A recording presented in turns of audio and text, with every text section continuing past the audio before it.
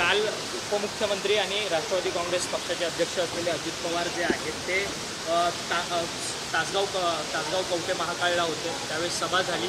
त्या सभेमध्ये खरं तर आबा जे आता हयात नाही आहेत त्यांच्यावरती त्यांनी आरोप लावले. केसाने माझा गळा कापला अशा पद्धतीचा आरोप अजित पवारांनी लावलेला आहे. सिंचन घोटाळ्याचा जो काही फाईल झाली त्या फाईलवरती तत्कालीन गृहमंत्री आबांनी सही केली आणि हे मला माहिती जी आहे ती उपमुख्यमंत्री देवेंद्र फडणवीस तत्कालीन मुख्यमंत्री होते त्यांनी मला बोलावून सांगितलं.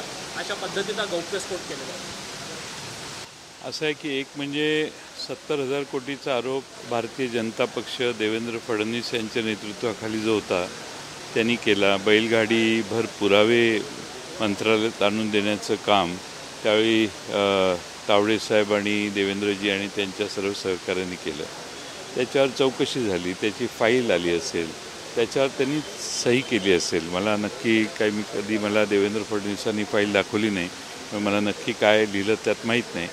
पण ती फाईल देवेंद्रजींनी ज्यांच्यावर आरोप आहेत त्यांना बोलवून दाखवावी हे जरा अनाकलनीय आहे. आणि महाराष्ट्राचे गृहमंत्री, महाराष्ट्राचे तत्कालीन मुख्यमंत्री ते होते, त्यावेळी ज्यांच्यावर आरोप आहेत त्यांनाच ती फाईल बोलून दाखवणं हे गोपनीयतेचाही भंग आहे आणि बाकीचे बरेच गोष्टी त्यातनं स्पष्ट होतात.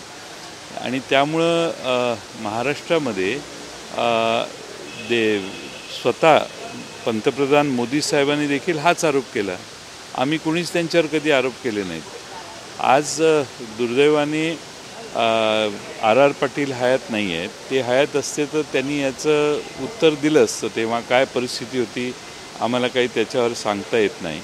पण एखाद्या व्यक्ती हयात नसताना त्यावर बोलणं आणि त्यावर कमेंट करणं हे आपण शक्यतो कधी करत नाही, टाळतो. पण त्यांनी तासगावात येऊन असं भाष्य करणं, तासगावातल्याच नाही तर महाराष्ट्रातले अनेक लोक पाटील यांना मानत होते, मानतात. डान्स बार बंदीपासून अनेक अतिशय आदर्श उपक्रम त्यांनी महाराष्ट्रात केले. आज त्यांच्या एखाद्या कृतीवर हे स्पष्ट होतं की पाटील आणि आमची राष्ट्रवादी काँग्रेस ही किती पूर्ण ट्रान्सपरंट काम करते आणि कोणाचीही चौकशी असेल तर ती करण्याची भूमिका ती करते. ही भूमिका शरद पवार साहेबांच्या राष्ट्रवादीची आहे. आणि एखादी गुन्हाच जर केला नसेल तर त्या चौकशीला सामोरं जाण्यासाठी घाबरण्याची गरज नाही असं सगळे म्हणतात. आणि त्यामुळं पाटलांनी सही केली असेल या विश्वासावर हे सगळं खरं आहे किंवा खोटं आहे याचा शहानिशा व्हावा. आज तीच फाईल देवेंद्रजी ज्यांच्यावर आरोप आहेत त्या आरोपींनाच दाखवतात. म्हणजे हे आश्चर्य आहे आणि अनाकलनीय असं मी म्हणतो. मग या संपूर्ण युतीची अर्थात महायुतीची जी नांदी आहे ती 2014 पासूनच सुरुवात झालेली का? या तेव्हापासून ही टांगती तलवार त्यांच्या डोक्यावर असावी असा माझा अंदाज आहे. आणि त्यामुळं त्या बाबतीत त्यानंतर अनेक केसेस होणं, अनेक चौकशा होणं, या सगळ्यांचा सिलसिला हा 14 सालापासून सतत चालू राहिला. आणि त्याखाली त्यांना त्यामुळं दबाव टाकण्याचं काम झालं. त्यामुळे अनेक वेळा भारतीय जनता पक्षात जायला पाहिजे ही भूमिका ही फार भाजपच्या प्रेमातून झालेली नाही तर ती त्यातून झालेली असावी असा माझा अंदाज आहे. तासगाव कवठे महाकाळमधल्या भाषणामध्ये खरं तर अजित पवारांनी तुमची सुद्धा मिमिक्री केलेली आहे. 7 वेळा इस्लामपूर मतदारसंघामधनं खरं तर तुम्ही निवडून गेलात. त्यावरती त्यांनी प्रश्नचिन्ह उपस्थित केले की इस्लामपूरचं बारामती करणार होते असं सातत्याने जे म्हणणार आहेत त्यांनी अजूनपर्यंत बारामतीची 12ही केलेली नाही. अशा पद्धतीने तुमच्यावरती त्यांनी टीका केली. मी इस्लामपूरची बारामती करणार असं कधीही म्हटलो नाही. मी इस्लामपूरच करणार अशी माझी भूमिका आहे. आणि मला माहिती आहे इस्लामपूर कसं करायचं. महाराष्ट्रातलं सगळ्यात उत्तम शहर म्हणून त्याची उभारणी आम्ही करू. बारामतीची कॉपी करायची मला काही गरज नाही. सर, तुमचे सिद्धी आणि रमेश कदमचे व्हिडिओ व्हायरल होते. या संदर्भामध्ये आरोप पण केलेला आहे युवक गटाच्या, म्हणजे तुमच्या दोघांमध्ये कॉल रेकॉर्डिंग बाहेर आलेली नाही. रमेश कदम हे त्या भागातले लोकप्रिय नेते होते. पण त्यांच्यावर बरेच केसेस चालू आहेत म्हणून त्यांना आम्ही तिकीट देऊ शकत नव्हतो. आणि त्यामुळे त्यांनी त्यांच्या मुलीचा प्रस्ताव आणला. मुलगी फार सुशिक्षित आहे आणि टाटा इन्स्टिट्यूट ऑफ सोशल सायन्समध्ये ती शिकलेली आहे आणि अशी एक सुशिक्षित मुलगी पुढे येते याचा आम्हाला आनंद होता. पण त्या मतदारसंघातल्या सर्वच नेत्यांनी कार्यकर्त्यांनी एकत्रित येऊन या मुलीचा अनुभव अजून कमी आहे, त्यामुळं थोडासा बदल करावा अशी विनंती पवारसाहेबांच्याकडे बारामतीला जाऊन अनेक नेत्यांनी केली. आणि शेवटी काय असतं, मतदारसंघात काम करणारी जी लोकं आहेत त्यांच्या इच्छेला मान द्यायचा असतो. त्यातून आम्ही हा निर्णय घेतला.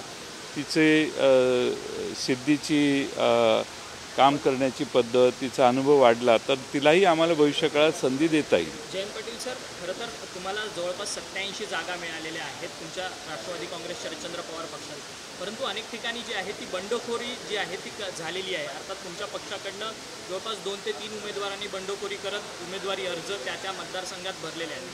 तर ही बंडखोरी तुम्ही मागे घेण्यासाठी तुम्ही त्या बंडखोर उमेदवारांशी संपर्क साधणार आहात का?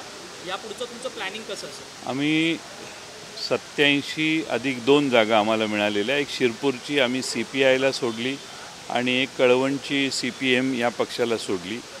जवळपास आमच्या कोट्यातून आम्ही त्या देऊ केल्या, कारण तिथं त्या जागा आम्हाला मिळाल्या असत्या.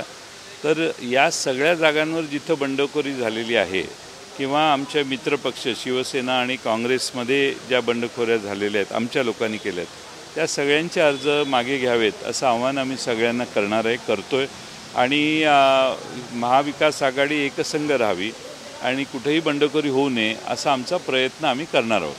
परंतु तुम्ही AB फॉर्म देऊन ही बंडखोरी झालेली आहे का याचं स्पष्टीकरण हवं आहे. अर्थात तुम्हाला 87 जागा मिळालेल्या आहेत, परंतु जे बंडखोर उमेदवार आहेत त्यांना तुमच्या पक्षाकडनं AB फॉर्म अधिकृत घेऊन ती बंडखोरी झाली आहे. 87 ज्या आम्ही नावं जाहीर केली ती अधिकृत AB फॉर्म दिलेले आम्हाला वाटणीत मिळालेल्या जागा आहेत.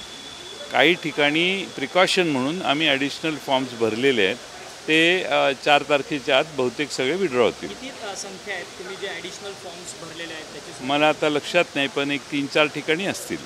खरं तर दादर माहीम या मतदारसंघामध्ये सगळ्यात मोठा ट्विस्ट आहे. सदा सरवणकर जे विद्यमान आमदार आहेत त्यांना धमक्या येत आहेत असं सदा सरवणकर म्हणतात आहेत. आता त्यांनी थेट ट्विट लिहून राज ठाकरे यांना समर्थन मागितलेलं आहे. राज ठाकरे तुम्ही मला समर्थन द्या अशा आशयाचं त्यांनी ट्विट टाकलेलं आहे. खरं तर त्या मतदारसंघामध्ये राज ठाकरेंचे पुत्र अमित ठाकरे हे सुद्धा आता विधानसभेच्या निवडणुकीच्या रिंगणात. मला काय त्याचा तपशील माहीत नाही की धमकी कोण देतं आहे, का देतं आहे, आणि धमकी देत असतील कोणी असं मला वाटत नाही. शेवटी त्यांनी निवडणुकीच्या रणांगणात उतरल्यानंतर लढाईच करायची असते, पण धमकी द्यायची प्रथा नाही आहे. कोणी दिली असेल ट्विटरवर वगैरे तर त्यांच्यापर्यंत पोलीस नक्की पोचतील जर त्यांनी तक्रार केली तर. सर, नरेंद्र मोदी अमित शहा यांच्या मोठ्या सभा लावलेल्या आहेत. 15 नरेंद्र मोदींच्या अमित शहा जवळपास 100 सभा ज्या आहेत त्या भाजपच्या नेत्यांच्या होतात आहेत. मोदी येणार आहेत, योगी येणार आहेत, अमित शहा येणार आहेत, यांच्या जवळपास शेकडा आहे संपूर्ण सभांचा. या सभांकडे कसं पाहता, कारण की लोकसभेत देखील हेच नेते राज्यात आलेले होते. भारतीय जनता पक्ष हा महाराष्ट्राच्या मधून उद्योग बाहेर नेणारा, महागाई वाढवणारा, महाराष्ट्रातल्या शेतकऱ्यांचे विरोधी धोरणं असणारा, महिलांच्याबद्दल अर्वाच्य भाषा वापरणारे नेते या पक्षात असणारा पक्ष आहे. त्यामुळं 100 सभाचे 200 सभा केल्या तरी हरकत नाही. महाराष्ट्रातली जनता शरद पवार साहेबांच्या मागे राहणार आहे हा मला विश्वास आहे.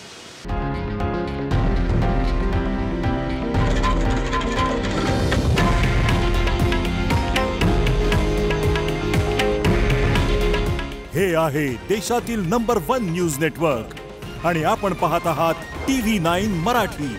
काळजी तुमची, हित महाराष्ट्राचं.